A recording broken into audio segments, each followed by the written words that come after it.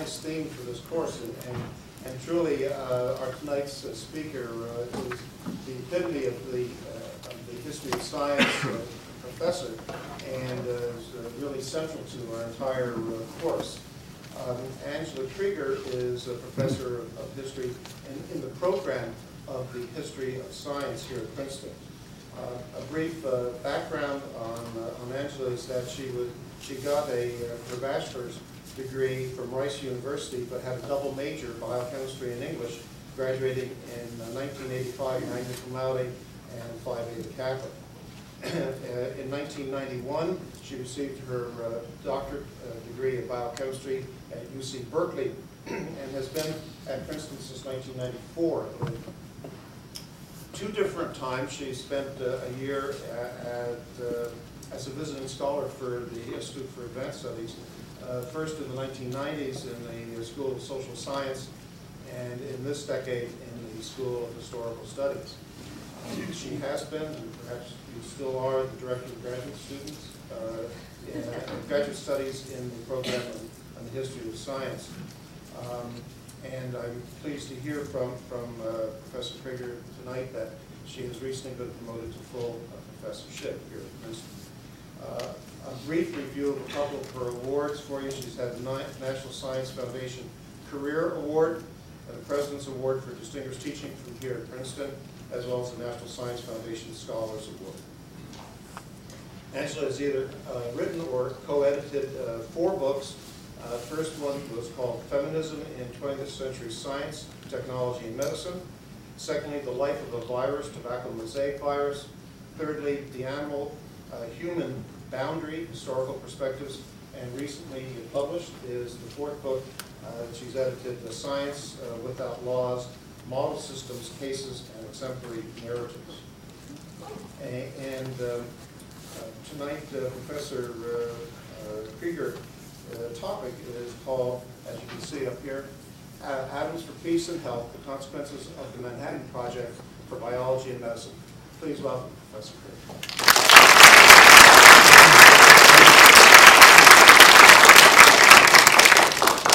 Thank you very much for inviting me to participate in the series. It's actually a wonderful looking series. I would love to hear many of these lectures myself. And, you know, history of science tends to be somewhat arcane and small field, so it's rare that I get a chance to present my work to such a large audience, so I'm really grateful for your attention this evening.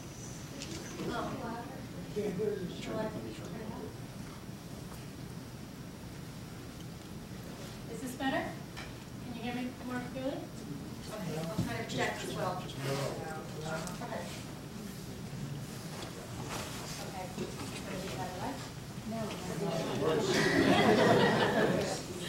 Okay, can you hear me now? I'll stand close to the mic. When we think of the Manhattan Project, the top secret American effort to build the first nuclear weapons, we usually think of physics. Whether it's J. Robert Oppenheimer, who was the charismatic head of the Los Alamos effort, or the numerous other prominent physicists whose calculations and arduous labors proved instrumental to the new military devices, atomic bombs are generally regarded as the progeny of brilliant physicists. Of course, the stereotype is oversimplistic even about the kind of science that was required for the bomb. The design of successful nuclear warheads relied on massive chemical separations of isotopes, high-level metallurgy, and other kinds of engineering, as well as a range of other efforts. And yet, from the end of World War II right down to the present, both the achievements and long-term scientific consequences of the bomb tend to be associated with physics alone. As Rebecca Press-Schwartz has observed, she's finishing a dissertation at Princeton, this elision and erasure was largely the result of choices that went into the writing and editing of the first official government history of the Manhattan Project, known as the Smythe Report. Henry Wolf Smythe, its author, focused extensively on the role of physicists in the creation of the first bomb because he himself was a physicist at heart, but also because in some respects the physics was the most trivial and least secretive part of the project, the part that would be easiest for the Russians to deduce for themselves. The U.S. government would not make public many other aspects of the project, such as the chemistry and engineering details of how fissile materials were procured and constructed in the bomb. These contributions are only now being properly credited and recovered in historical accounts. There's another way in which physics dominates the historiography of the bomb, and that is in the association with the consequences and continuing development of atomic energy with physicists and physicists after the war, physics and physicists. So tonight I want to widen this purview and look at the ways in which the Manhattan Project affected realms of knowledge beyond military weaponry, and at the same time look at the long-term entanglement of nuclear science both before and after World War II with biology and medicine. I also want to shift the geographical center of gravity from the world of atomic energy at Los Alamos in the design of nuclear warheads to the actual headquarters of the Manhattan Project and the continuing area of intensive development of atomic energy, which was at Oak Ridge National Labs in Oak Ridge, Tennessee. I hope to show you that the civilian and especially biomedical consequences of atomic energy are less conspicuous but no less important and long-lasting than the military ones. Here you see one of the famous pictures. There were not pictures taken over Hiroshima, but by the time we dropped the bomb, the Americans dropped the bomb over Nagasaki, there were photographers who took pictures of the mushroom cloud. And as we all know, the nuclear detonations in Hiroshima and Nagasaki ended World War II by demonstrating the devastating power of the atom.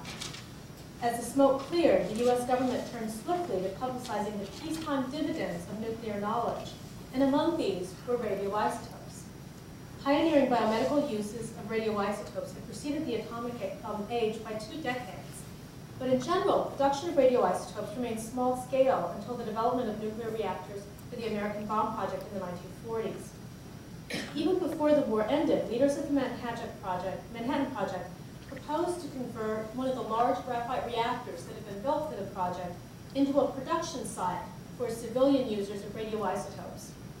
The Atomic Energy Commission inherited this plan. The Atomic Energy Commission was the successor to the Manhattan Project, but it was a civilian agency, even though they oversaw weapons development. So they have kind of a complicated role in U.S. history because it was not led by the military, but it actually did oversee the continuing construction of nuclear weapons right through the arms race. And they oversaw this program of isotope preparation and distribution as a means of promoting the peaceful benefits of the atom. But access to the bountiful radioisotopes that were generated through the infrastructure of the U.S. bomb project became entangled in the politics of national security, as I'll show you, in which the ideals of internationalism in science vied with American suspicions of communists abroad. The Atomic Energy Act of 1946 prohibited the export of so-called fissionable materials, and even though the isotopes most useful to biology were not fissionable, the U.S. government did not allow shipments of radioisotopes to reach foreign scientists and physicians until the fall of 1947. When export commenced, the program was justified by its continuing contributions to medical therapy and research abroad. And what I want to underline here is that in the post-war period, biomedicine symbolized the civilian uses of atomic energy. At a time, even during the arms race, the government wanted to try to promote an image of atomic energy that was civilian in its orientation, whereas applications in physics tended to figure its military potential and raise suspicions about security threats. Now, the use of radioisotopes in the life sciences actually predates the atomic age by a good 2 decades. George von Hevesy performed the first biological experiment with an isotopic label in 1922 by using thorium B to follow the uptake of lead in plant tissues. This experiment, and many similar studies that followed in its wake, used isotopes to focus on processes such as fluid and ion transport, but they didn't actually tag key biological compounds and follow them through the organism. So they were looking at what happens when you take an element like lead, which probably isn't helpful or useful to organisms, at least not in very large amounts, and watch its circulation through an organism to see how fluid is transported, for instance. In order to label biological molecules, molecules that are part of the physiological systems, one needed lighter elements, and these were lighter isotopic elements, and these were available first in the 1930s with stable isotopes, such as deuterium, nitrogen-15, and carbon-13, and later with radioactive isotopes. And you don't need to worry about the science of isotopes for this talk, but just to remind you what you almost certainly already know, taking a very simple example for hydrogen. Hydrogen has 1 proton in its nucleus, which is what it ordinarily has. Then I mean, it can be called protein, but we usually just think of it as a hydrogen atom. If there's an extra neutron in the nucleus, then it's deuterium. Its atomic weight goes up to 2, but chemically it's identical with hydrogen because the chemical behavior of an element is determined by the number of protons and electrons. Deuterium is stable. It'll stay in that state, indefinitely. But if you add another neutron to the nucleus, then that's tritium, and that's an unstable element, and over time it will decay and produce a helium atom. And so deuterium is a stable isotope of hydrogen, and tritium is a radioactive isotope of hydrogen. And either a stable or a radioactive isotope can be detected in different ways and differentiated from the common isotope. But because they all behave identically chemically, if you tag a molecule with deuterium or tritium, you can follow that molecule through, for example, the body of an organism or through the circulatory system. Because in the case of a radioactive isotope, the radiation that it gives off as radioactive decay occurs gives you a signal with which to detect that molecule. Now, some of the common radioisotopes that you'll hear me describe in this talk tonight, biologists and physicians found immediate use for these as they were developed, were isotopes of hydrogen, carbon, sodium, phosphorus, and iodine. And I've indicated at the top the number of protons in each of these elements, and I've indicated those numbers in red. So that's where you would find these elements in the periodic table. And I've given you also the atomic weight of the most common forms, the most common isotopes of these elements.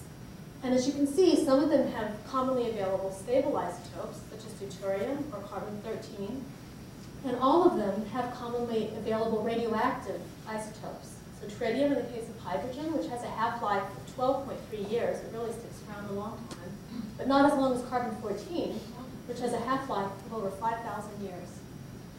Sodium-24 has a very short half-life, only 15 hours. And phosphorus-32, which was one of the, sodium-24 and phosphorus-32 were among the very first radioactive isotopes used in medical therapy and application.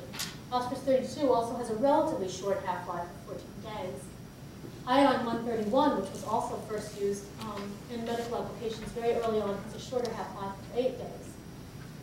And so I'll refer to these various radioisotopes by their element name and the number for the radioactive isotope. But as I said, you don't need to worry about the scientific details. I just wanted to make them understandable to you as I get to their names. And some of the graphs that I use the chemical symbol like C14, just so you can be able to read them. So the construction of cyclotrons, or early particle accelerators in the 1930s, provided a way to produce artificially radioactive isotopes. And E.O. Lawrence, as you can see here, was really the originator of the cyclotron. He built these massive machines with magnets that he was able to get various ways from, one of them was actually the menstrual magnet that was no longer being used.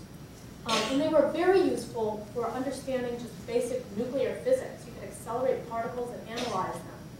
But in addition, very early on, it was understood that you could use the features of the cyclotron to bombard a target material in the cyclotron with the particles, especially neutrons. And then if you bombarded a target material of the right sort, you could actually produce at will a radioactive isotope of it. And it so happened that E.O. Lawrence's brother was John Lawrence, who was a physician, and he was very interested in the new uses of radioactive sources and radioactive isotopes in medicine. And he actually moved from Yale, where he was a professor, out to Berkeley, and began to set up a medical research program right alongside E.O. Lawrence's large physics research program around these cyclotrons.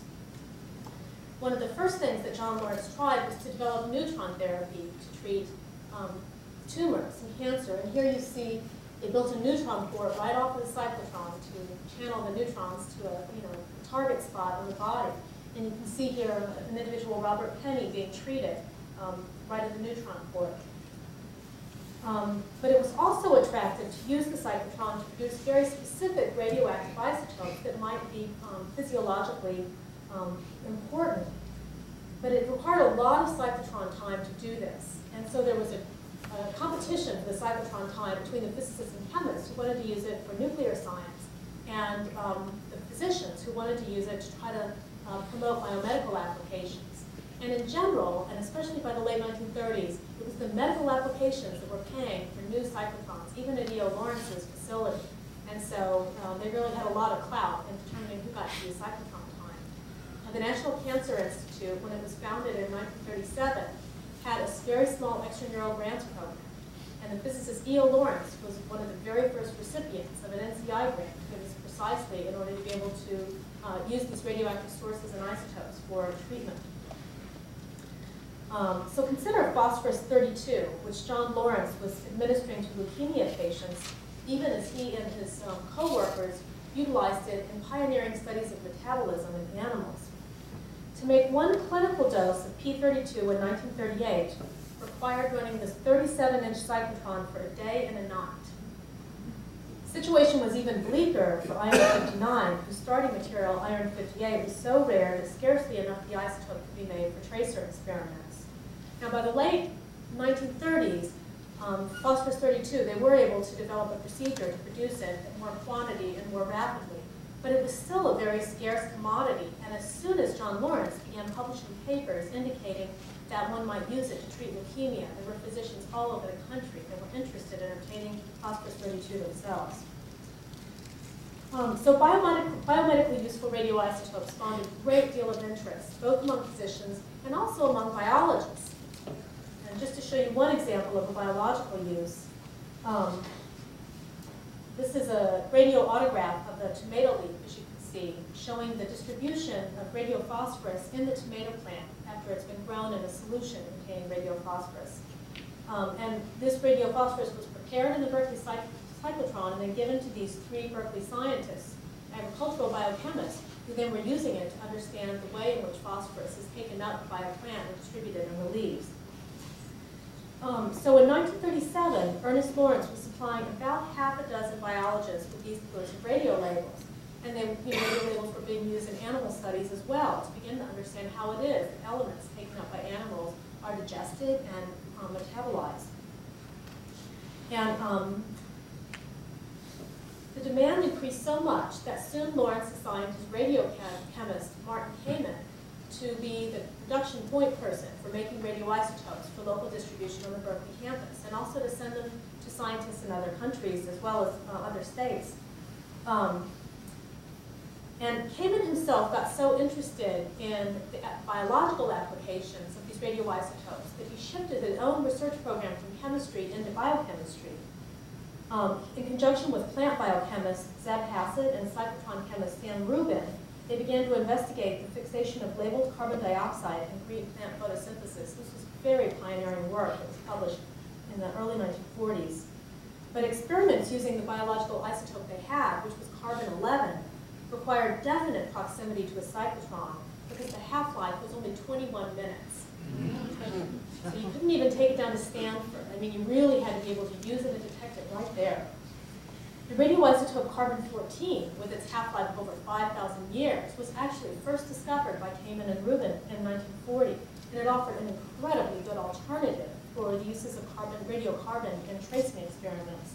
But not until the end of the war was the first biological tracer experiment with C14 published, again out of Berkeley. So the network of research groups around the Berkeley cyclotron illustrates very well the collaborative nature of early uses of isotopes in biological tracer experiments.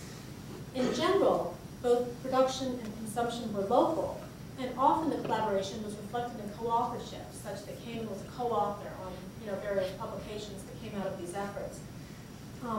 A more comprehensive account of early uses of radioisotopes around cyclotrons would include other sites, such as Niels Bohr's Interdisciplinary Center of Isotope Research at the University of Copenhagen, and also research around the MIT cyclotron and the Harvard cyclotron, which also fostered some pioneering uses of biological and medical uses of radioisotopes. However, the sum total of all such pioneering research programs, even with incredibly generous Rockefeller Foundation backing, because Rockefeller Foundation both paid for cyclotron construction and also supported research programs that involved the applications of radioisotopes. So the sum total of these efforts changed the research practices of relatively few biologists. Cyclotrons produce tiny amounts of isotopes at high cost, and their availability depended on knowing the right physicists or chemists to share the material with you. And I want to emphasize that these materials were not purchased at this point, they were given. And I was very struck this summer to find evidence in the Berkeley archives when I went back to work on the Lawrence papers that E.O. Lawrence was actually shipping radioisotopes not only to California physicians, which I knew about, but he actually was sending them in postal mails to George von Hevesy.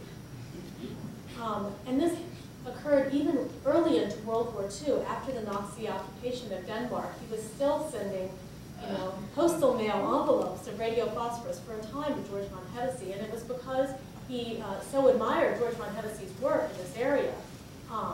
And of course, there was also some recompense for Lawrence, because then he received the Nobel Prize in physics in the early 1940s, and Hevesy was a major player in Scandinavia, helping determine who received the Nobel Prize. So there was historians of science, and I would be tempted to think about it this way, talk of moral economies of science, in which there are certain rules of sharing and exchange and credit. When things are non-commodified, that they are given, and there's certain moral expectations that attend to receiving a gift. And this was really a moral economy of science. And E.O. Lawrence had control over the material, but by giving it to specific prominent investigators, he himself had gained co-authorship or sometimes other kinds of credit in the scientific community.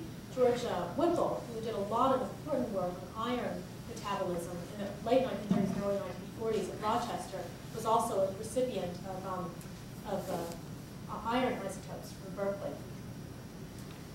So this gift economy was radically changed by the onset of World War II, because as soon as the cyclotrons of Berkeley became part of the rapidly expanding infrastructure of the bomb project, Lawrence no longer had the freedom to use cyclotron time to produce isotopes for scientists, either domestically or abroad. And I wanted to show you this quote first. This is John Lawrence in 1940, as you can see. The nuclear physicist can now induce radioactivity in practically all of the elements, and he can harness a beam of neutrons of intense biological activity. This new wonderland for the biologist has been brought about by such events as the first successful experiments of Joliot and Curie in artificial radioactivity, the discovery of heavy hydrogen, deuterium, by Urey, and the development of the cyclotron by E.O. Lawrence and his associates. So I love that phrase, wonderland, because it really does indicate the promise of these new atomic technologies for biology and medicine. But of course, in 1940, war has already broken out in Europe, and it wasn't long until John Lawrence's own operation, as well as that of his brother, was changed by the onset of mobilization for war. So the nuclear piles, as they were called, was the piling up of carbon rods, we now call them reactors, which were built as part of the Manhattan Project, provided an alternative to cyclotrons for the production of radioisotopes. And here's the building that housed the first large-scale graphite reactors, it was called, with the code name X10. Those of you who know much about the history of the Manhattan Project know that the first self-sustaining reactor was built in the Stagg Field under the bleachers in Chicago by Fermi and his collaborators. And as soon as that was successful, the government immediately began to make plans to build a much larger reactor, and this was the reactor. It was built in Oak Ridge, nestled away in this valley where no one would know where this bomb project was located. It was really an enormous apparatus. It was a graphite cube, 24 feet on each side, with 7-foot thick concrete walls for radiation shielding. And the whole apparatus was riddled through with 1,248 channels for both air cooling and uranium fueling. And the fuel, which was 60,000 slugs of uranium, was canned, literally, by the Aluminum Company of America. And you can see here a worker using a long rod to push some of the slugs, fueling slugs, into the heart of the reactor. This was a pilot plant for the much larger reactors that were built in Hanford, Washington. But it also had uses during the war effort to do various experiments in nuclear science that were of use to the scientists engaged in the Manhattan Project. And it was also used to generate some specific radioisotopes that were needed for the war project itself. And in a twist of, this is something I didn't put in my paper, but I found it out just in the last year or so. John Lawrence was eager to continue to get radiophosphorus to the physicians in California that had been used to being able to get it from him in the late 1930s and up until about 1940 or so. And he made an appeal to the leadership of the Manhattan Project to have them manufacture phosphorus-32 in the reactor in Oak Ridge. Nobody knew that this reactor existed. And to ship it to Berkeley, and then allow Lawrence to distribute it to physicians in the area as if it had been produced in the cyclotron. So, in fact, before anyone ever knew that nuclear reactors existed, there were patients in California that were receiving radioisotopes produced in the new nuclear reactors. So it also shows the very tight linkages that you can see I'm emphasizing between what was going on in Berkeley, between the cyclotron physicists and the biomedical researchers around them, and what was going on in the new infrastructure, the military infrastructure of the bomb project based in, at this point in Oak Ridge, but also soon to spread to Los Alamos, Hanford, and other sites. So this reactor in Oak Ridge, while converting uranium-238 into plutonium, also generated radioisotopes as other elements as byproducts of the neutron bombardment and fission of uranium. But in addition, one could place a target material into the reactor, just as target materials have been placed into cyclotrons. And the neutron bombardment that resulted from the reactor would itself induce a nuclear transformation in the target material. And it so happened that the isotopes of greatest biological interest, especially carbon-14, sulfur-35, and phosphorus-32, could be produced easily and cheaply this way using the technology of the nuclear reactor. And here you see in August of 1946, some workers removing irradiated material from the reactor. And you can see this woman here has a Geiger counter to try to make sure that the radioactivity is limited to the sample and that there isn't any radioactivity on the outside of the basket holding the material. The Manhattan Project leaders decided, even before the war was ended, to suggest to the government, to Leslie Groves, to use the Oak Ridge reactor as a production site after the war. A production site not just for continuing use by the government, but for scientists all over the country and physicians who would want radioisotopes to use in their own endeavors. And this actually helped to continue the operation of the reactor in Oak Ridge. The whole site in Oak Ridge, as compared with Los Alamos, was semi-industrial. There were other plants in Oak Ridge as well, the electromagnetic separation plant and the gaseous diffusion plant, that were used for huge, large-scale separation of isotopes for the bomb project. And no one was sure at the end of World War II what would happen to these facilities. Some of them had become obsolete due to the development of new nuclear technologies for weaponry.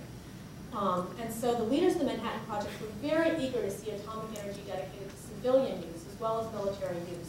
And one of the best ways they thought this could be done was by using this reactor as a production facility for scientists outside the government's project. And in fact, Oak Ridge, the laboratory at Oak Ridge, which had been called X-10, became Oak Ridge National Laboratory in 1948. And the next year, construction of permanent buildings began, including a complex of 10 buildings for the processing, packaging, and shipping of radioisotopes. And when I visited Oak Ridge a couple of summers ago, the person who was showing me around indicated where this area was, where all these buildings had been made for the production and separation and shipping of radioisotopes. It was called Isotope Alley by the people who were in Oak Ridge. Thus, this laboratory site in Tennessee, so far removed from the centers of science before World War II, and which had been dismissively referred to, even by its own management, as dog patch during the war, found an important place in the post-war facilities for atomic energy. Now, it's worth emphasizing that the scientists who hatched this plan were also getting involved in other ways politically to try to argue to Congress that atomic energy should not be left just to military uses, but should be used for the public generally. And in particular, those of you who know anything about the atomic energy legislation, the initial legislation put the Atomic Energy Agency in military hands. And many of the physicists who've been involved with the Manhattan Project were awakened politically by the fear that the military would have long-term control over everything atomic and nuclear, and formed the Federation of American Scientists, the Federation of Atomic Scientists, and began lobbying Congress and writing to the public to argue that atomic energy needed to be a public and civilian good. And so even before, there's the Atomic Energy Agency's, the legislation, the final legislation after a lot of debates in Congress, which was passed, set up a civilian agency. And the legislation was passed in the summer of 1946, and the Manhattan Project leaders immediately, once the legislation was passed, got permission from Leslie Groves to advertise the new radioisotope distribution project that they had planned. But the new Atomic Energy Commission didn't actually exist until the end of the year. And so under the auspices of the Manhattan Project, the post-war Atomic Energy Agency actually began to act. And so radioactive isotopes were made available for sale beginning in the summer of 1946, even before the agency began to exist. The legal framework in the Atomic Energy Act for the production and distribution of radioisotopes was that these were byproduct materials, so-called byproduct materials. And this created a tricky situation for the post-war agency because, in fact, many of the isotopes that they were making weren't byproducts of the nuclear reactor itself. They were made on purpose by putting target materials in. That was the framework that was given by Congress, and so that was the framework that scientists had to deal with.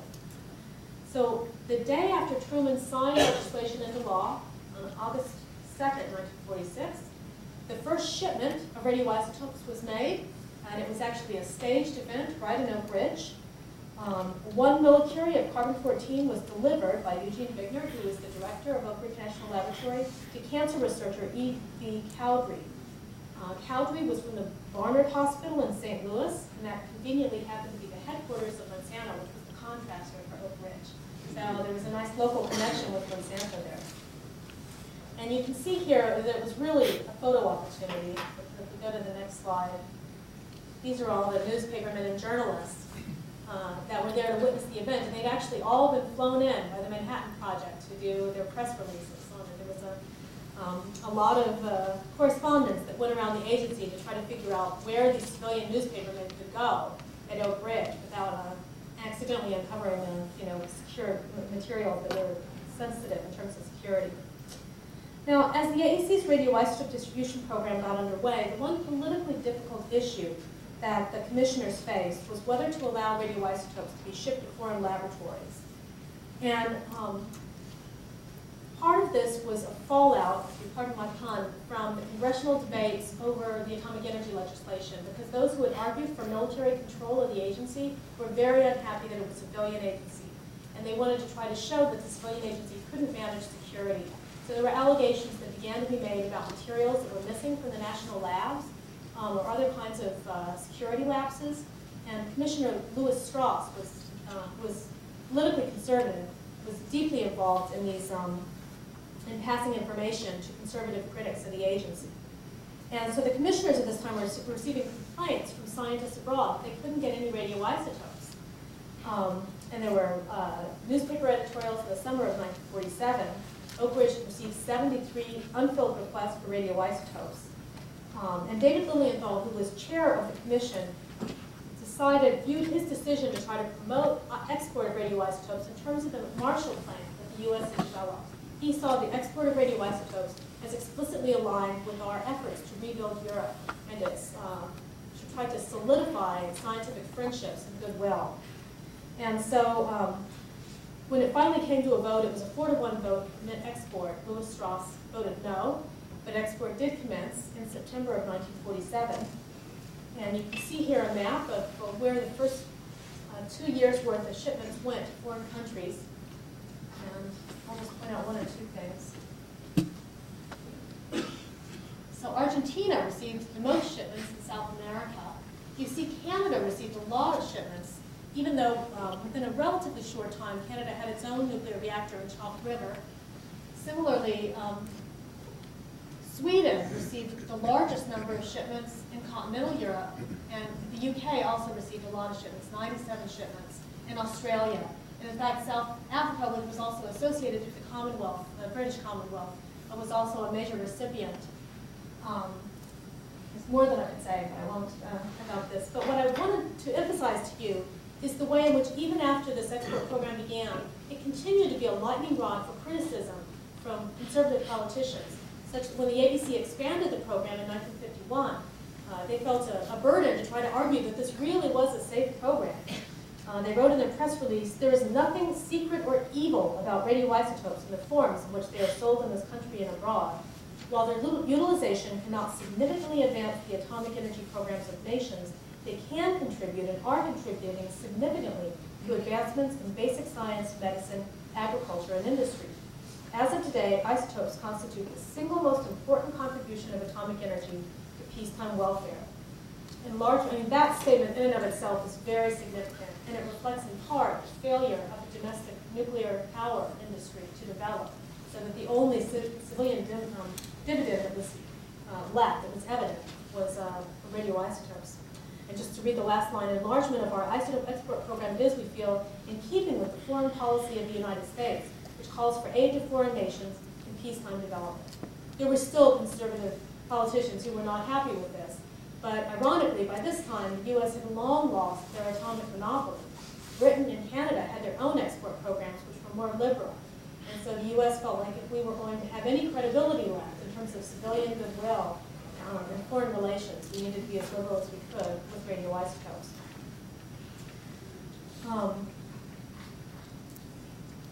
The Commission was also touting vast savings that were realized by having used nuclear reactors as a production site for radioisotopes. One of the off-cited quotes was that a millicurie of carbon-14, which Oak Ridge sold for just $50, would cost $1 million to produce using a cyclotron. I mean, I'm not sure exactly how they got to that figure. But part of it is that the purchasers of ABC radioisotopes didn't have to pay for the infrastructure. They didn't have to pay for the building of the reactors. So when you only pay for the materials and the labor and the purification costs, it was really very inexpensive.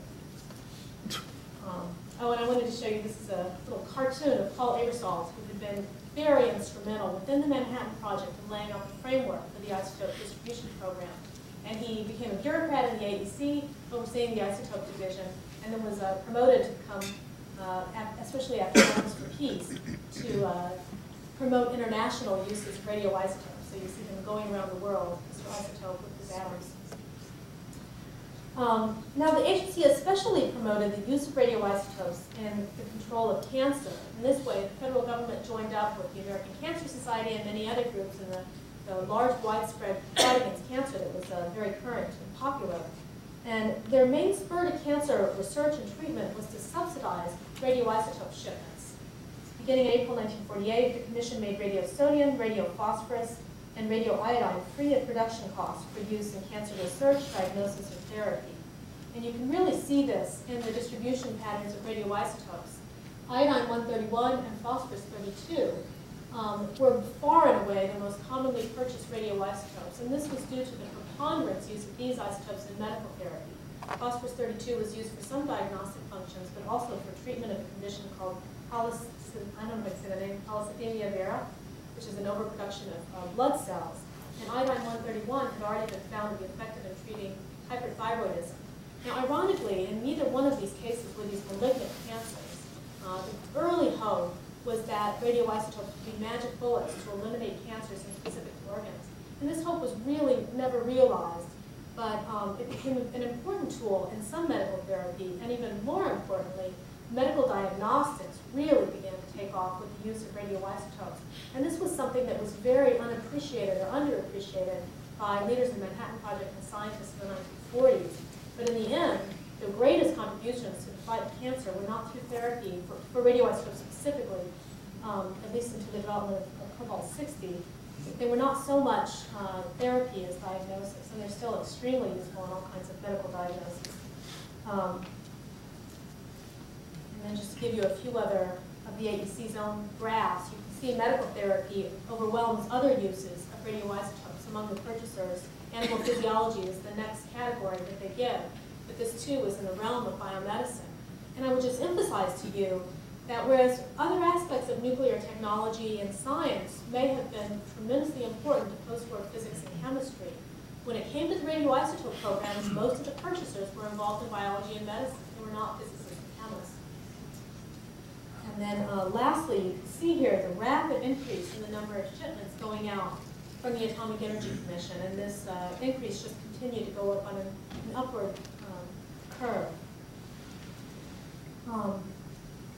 And to give you one less graphic of a different sort, the expectations of radioisotopes to be connected with in the fight against cancer and with therapy generally are really graphically represented in this picture from Collier's magazine, which went with an article called Medical Dividend by a well-known science writer named Alfred Mazel.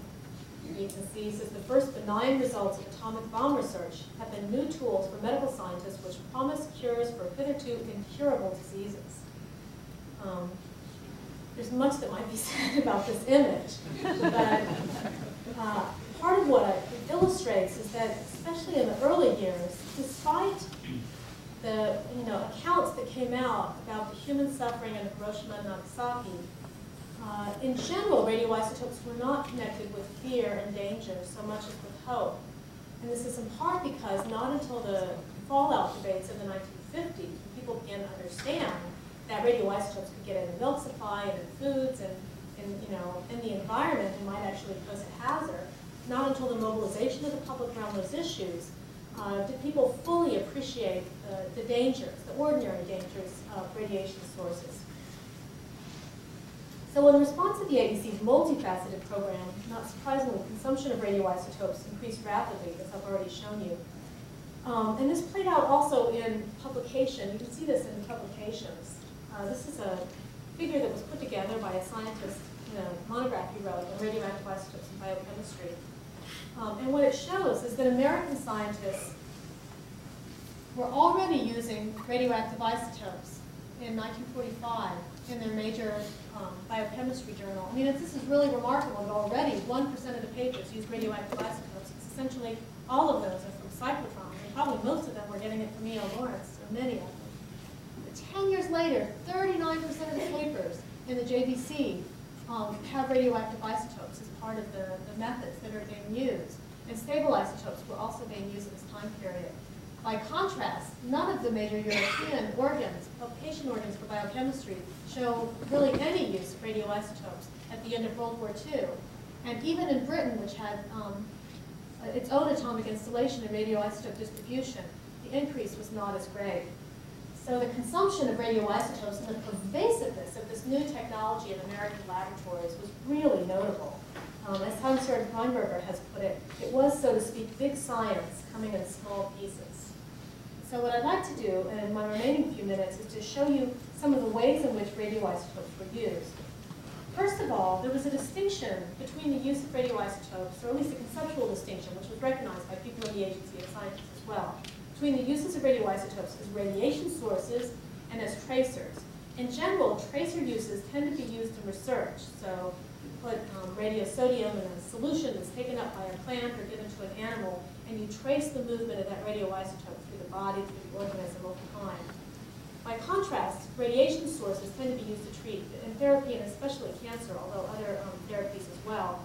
And because it's the radiation that you want to use to affect the tissue, it tended to use much greater amounts. And these microcurie versus 1 microcurie versus 1,000 microcuries are just very approximate. But at least one figure I've seen said that uses in therapy were generally at least 1,000 times higher in terms of the specific activity or the curies that would be required than tracer uses. So in general, tracer uses tended to be uses more in science, and radiation source uses tended to be used more in medicine. However, there's an interesting exception, which is that the use of radioisotopes for diagnostics is really a tracer use of radioisotopes. And in that sense, is more similar to the research uses that biochemists and physiologists employ, because in diagnostics, which are actually using small amounts of the radioisotope to try to trace function through a tissue or to visualize function in one way or the other. So that's an interesting area conceptually of overlap between the two. And let me just run you through one quick example, one of the most dramatic and pleasing examples to the agency of the use of radioisotopes as a tracer. And that is the use by Melvin Calvin in Berkeley of carbon-14 to trace the photosynthetic pathway of plants. And you see him here with this chlorella. What he designed was an apparatus for photosynthetic experiments in which his chlorella algae was exposed to carbon-14 labeled carbon dioxide, and then after a certain amount of time the algae would be killed and the contents of the algae cells separated on two-dimensional chromatography. And then those chromatograms were exposed to film to see where the radioactivity was. And by this very beautiful separation patterns, he could detect exactly how much radioactivity was in all the different chemical compounds that were in the algae at that moment in time. And so you don't need to worry about the details of this, but it was through these sorts of studies that he and his collaborators, and especially Andrew Benson, were able to deduce the really beautiful Calvin-Benson cycle for photosynthesis. And they were able to work out many of the metabolic steps by the late 1940s. So it was an early example, a very dramatic example of the power of radioisotopes. And Freeman Dyson, who is locally beloved, as you know, the physicist at the Institute for Advanced Study, he heard Calvin give a lecture in 1948. And in a letter that he showed me he wrote his parents, he wrote about these experiments. The long-sighted people said when nuclear energy first came on the scene that the application to biological research would be more important than the application to power. But I doubt if anyone expected that things would actually get going as fast as they have. This blotting paper plus radioactivity technique is completely revolutionary because it means that any substance can be fed to a cell and its transformations followed second by second in detail, even in quantities too small to be seen or weighted, and with substances too unstable to stand old-fashioned stewing and chemical extraction, end quote. And part of what's been striking to me as I work out the consequences of the uses of radioisotopes in science is how similar these uses are to those by ecologists. So here's a diagram that was published in 1948 by G.E. Hutchinson. And he began in 1946 to use phosphorus-32 to trace the movement of the element through various cycles within a pond in Connecticut. And this use of isotopes to trace the development and metabolism of aquatic communities rendered Arthur Tansley's notion of an ecosystem, including its biotic and abiotic components, in very concrete terms. And the ABC had its own reasons to be interested in this kind of work. At Oak Ridge National Laboratory, a team of ecologists followed the movement of radioisotopes within the soils, plants, and fauna of White Oak Lake, because that had been a disposal site for low-level radiation. And they began to realize that this low-level radiation was seeping out into the environment, and that they could actually use the radioactivity of that material to see how it was that elements moved through aquatic and biological systems. Now, the similarities between these sorts of diagrams and metabolic pathways, I think, are very interesting and show the epistemological power of radioisotopes to visualize previously unseen transformations and processes. And in some ways, both uses reflect the current interest at that time in cybernetics with its self-regulatory pathways. And playing on these connections, ecologist Eugene Odom remarked in 1965 that following World War II, a feedback loop had been developed between nuclear power and ecology. We don't usually think of the environmental sciences as having been impacted by atomic technologies and nuclear materials, and yet they really were. And just to show you a couple quick figures, and then I'll wrap up so there's some time for discussion. This is a picture of one of the atomic tests at Bikini Islands in 1946. And the tracer applications of radioisotopes had their own meaning within the context of these peacetime atomic tests. Because after the blast had happened, and even a year later, scientists would go and look at the way in which radioactive elements had been concentrated in the fish and other aquatic organisms. And you can see here this damselfish, which had been caught in Bikini Lagoon, being radioaudiographed. And you can see high levels of radioactivity still persisting in this fish. Much of what we learned about the environmental concentration and persistence of radioactive elements, which now contribute to public discussions about the uses of atomic energy, were from both these sorts of experiments and also the assessment by wildlife fisheries scientists about what was going on around Hanford, where the huge nuclear reactors continue to be used to make plutonium for more bombs. And just one, and this is a rather quirky example, which I kind of can't resist to show you. At Brookhaven, scientists were looking at the way in which hornets ingested and used radioactive material. So you can see, I'll just read this legend. Hornets, such as this one taking a radioactive meal at Brookhaven Laboratory, may eventually be used to help health physicists detect harmful radiation. such tracer tests as this have shown that hornets accumulate barium, one of the materials that might leak from a nuclear reactor in radioactive form. So these hornets, this kind of canary in the mine for radioactive materials, really, it's kind of an interesting image, as if, yeah, you wouldn't want to be stung by that hornet.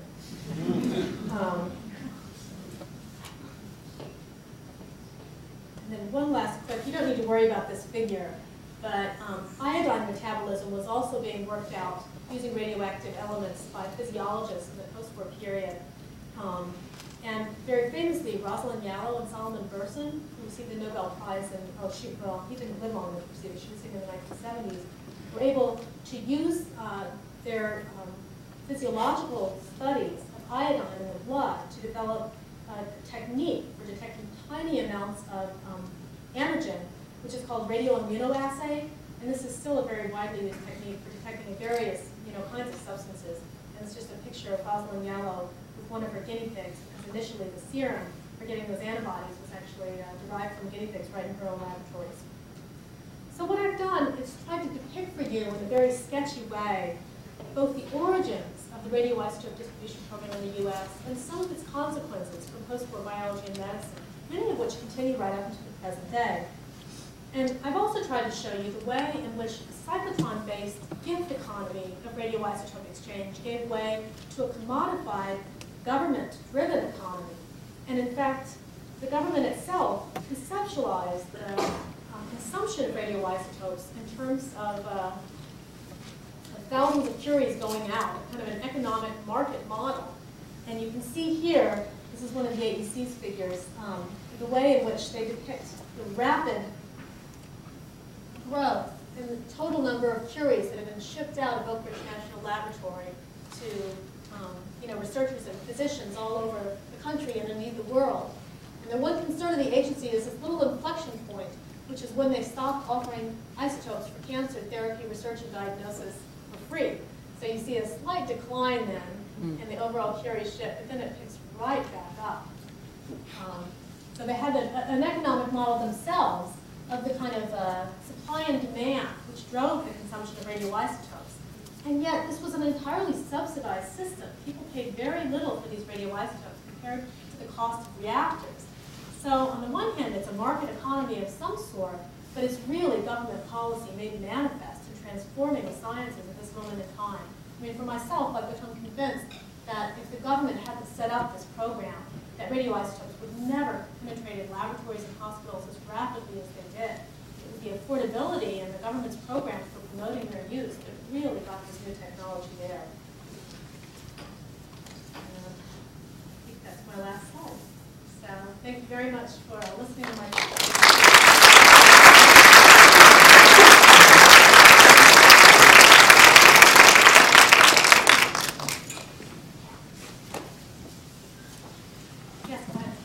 Besides storage and disposal, what's the next big risk associated with the use of medical isotopes?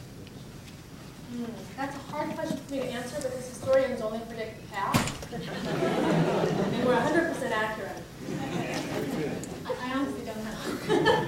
I can tell you what people thought in the 1950s, but yeah, in this new century, I have no idea. Do you think that the reason why it ended up being non-military and becoming civilian control was to allay fears people had about dangers of radioactivity? I think, well, first of all, it bears mentioning that nuclear energy did not stop being militarily used. I mean, with the buildup of nuclear weaponry in the post-war period, it continued to be tremendously important to the military, and still is. That's the aspect of the agency's activities that I can't get to in the archives. I mean, I'm looking at the very non-classified end of records. But it's definitely true that the reason that these civilian applications were promoted was to give the AEC and atomic energy more generally a peaceful face to the American public. There's no question at all about that. But I think it wasn't so much fear of radioactivity as non-military uses, because the fears of radioactivity, although people understood that there were dangers associated with radiation and radiation burns and that sort of thing, what we think of as the really common and pervasive fears of radioactivity didn't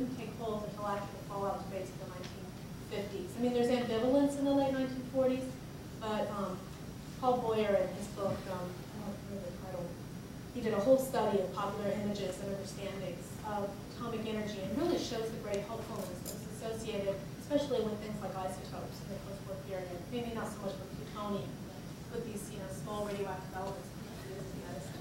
The political, I mean, it was really driven by politics. And in fact, it was driven by politics more because it was a civilian agency. If it had been a military agency, they wouldn't have needed to demonstrate the civilian importance of this technology, but precisely because the scientists succeeded in securing a civilian agency, and then the arms race took off, the civilian agency needed to show that civilians should be in charge of what was essentially mostly a military production agency. Technetium also became a very important radioisotope in Absolutely. diagnostics and imaging. Was that also government subsidized, cyclotron produced? I think so. I think so. But that one's produced in cyclotrons and not in reactors, right? There's very few of them that still to this day, because of the reaction involved, are produced in cyclotrons. And I know it was also, I think it was produced as well in the 1930s. I think that's when it was first produced, but I don't think it was applied in the medical diagnostics that early. Part of the medical diagnostic story, which I haven't gotten into yet, I hope to have a chapter about in the book that I'm working on, has to do not so much with the availability of the isotopes, but with the new availability of detection devices. Because it's, when you get radioisotopes into the core of the human body, one needs a really clever way to detect their presence. And I don't know if technetium was dependent on the scanners, but many of the devices that were used for detection of radioisotopes were developed in the mid-1950s. I don't know if that's very helpful. I'm weaker on the medical diagnostics than the biology, I'm afraid. In terms of the success of putting a peaceful face on atomic energy, can you contrast the radioisotope program with the campaign of the use of nuclear energy for creating energy for energy facilities? Yeah, it's a really interesting comparison. Part of it, I think what I would start by saying is that the development of nuclear power industry took a great deal more technological development than the radioisotope program did. And at the end of World War II, there were many who were saying that domestic nuclear power was right around the corner. And in fact, I think it's Louis Strauss who's famous for saying that energy would be too cheap to meter once we had nuclear energy. Needless to say, he was not correct. And that was one of the reasons that the AEC was a civilian agency. Certainly David Lilienthal, who was the first head commissioner, envisioned nuclear energy as the principal outcome of the development of atomic energy for civilian society. And interestingly, he had previously been head of the Tennessee Valley Authority. So when he was put in charge of the AEC, it was really to develop a nuclear TVA. But the scientists by the 1940s, 47, 48, were saying, this is not going to happen. The technical issues that have to be surmounted are too great.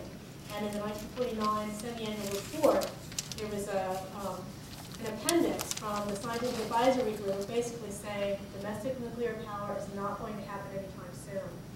And in that sense, isotopes surpassed nuclear power in importance politically.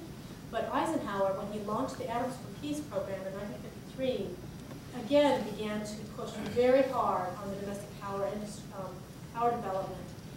Part of why companies didn't jump to develop nuclear power was that the original atomic energy legislation gave the government a monopoly over all fissionable materials and also prevented patenting of any nuclear technologies. So the private incentives for involvement were very low. And that was part of what Eisenhower's revision to the Atomic Energy Act of 1954 was aimed at redressing, trying to loosen up the restrictions in such a way that private industry would get involved. But then by the time the nuclear power industry was developed, we were already into an era of concern over fallout.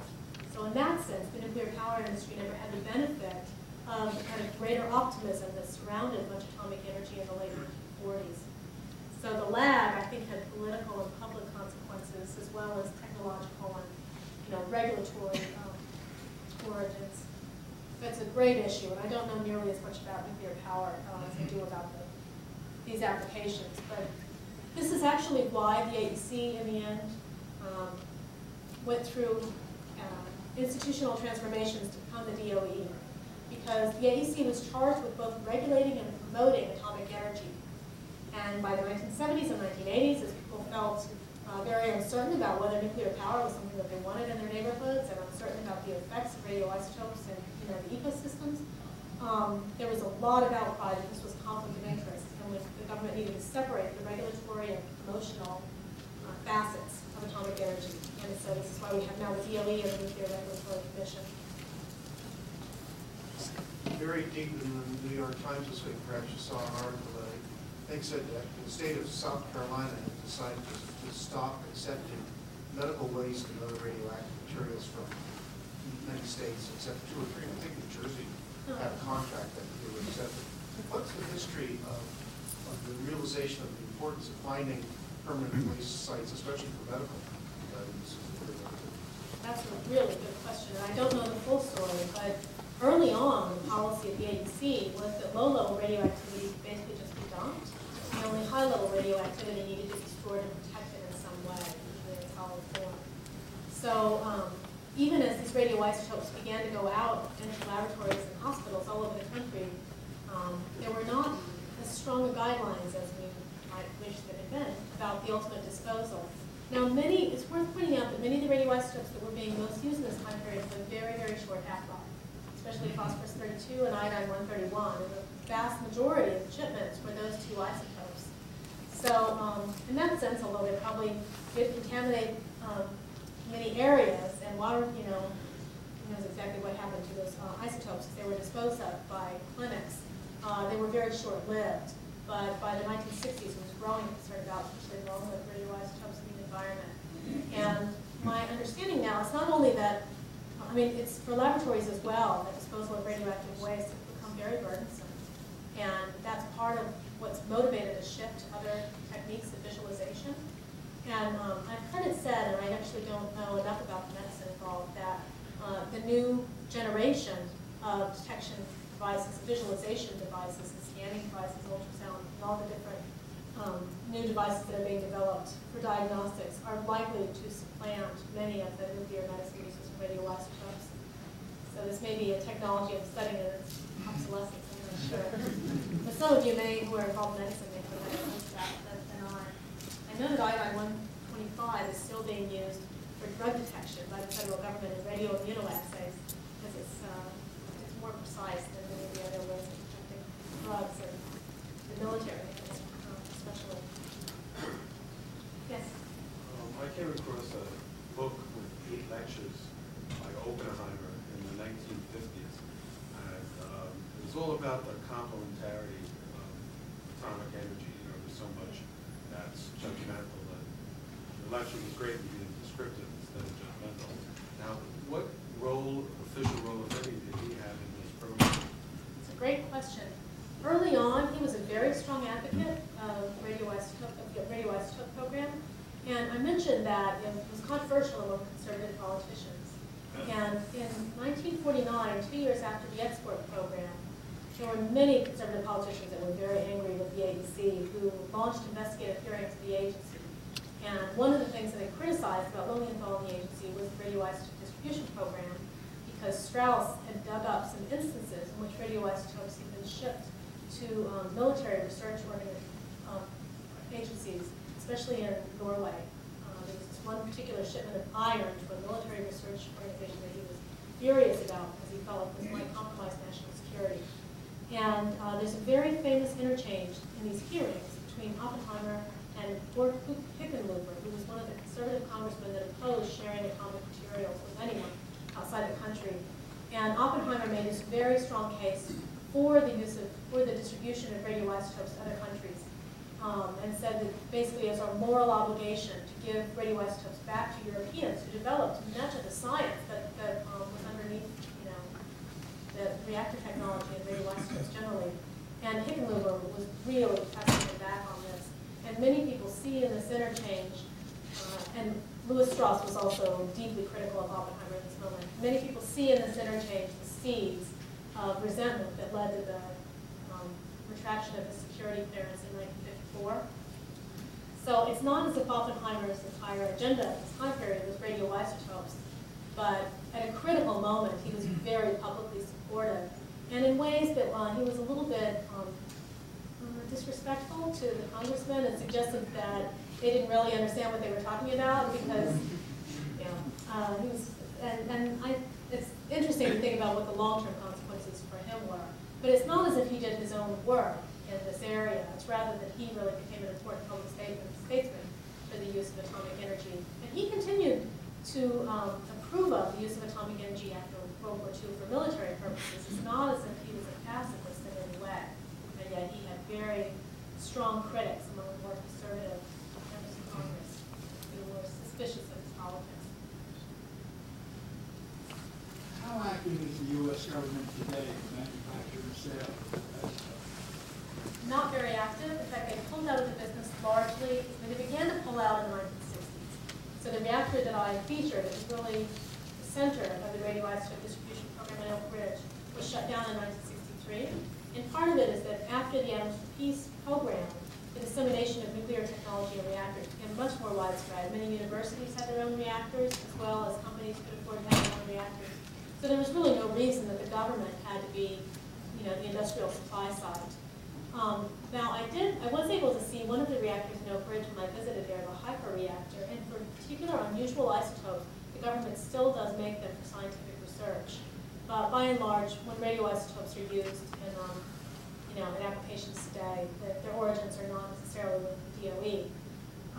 Although there was a period of overlap because the development, for many people who worked in laboratories, you didn't, by the 1960s, 70s, 80s, one didn't buy radioisotopes directly from the government generally if you were working in a lab.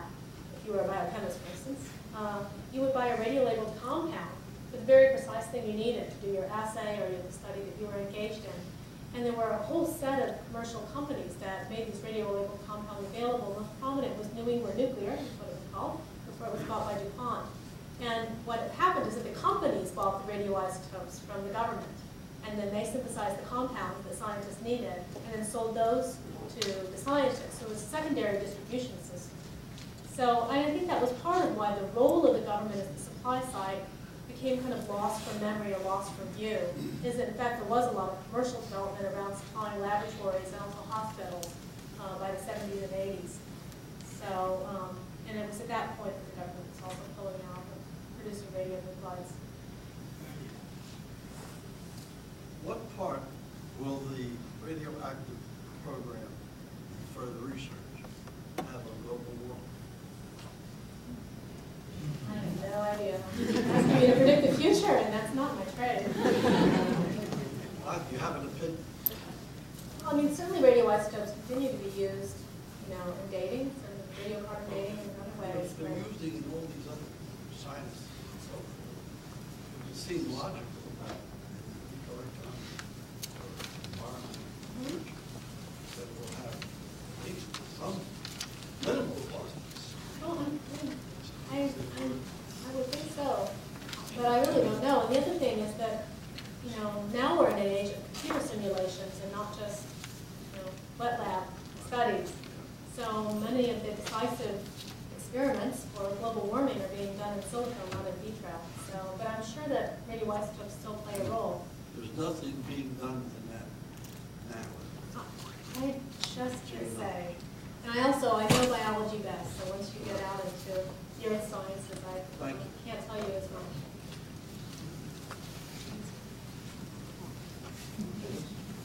Okay, thank you very much.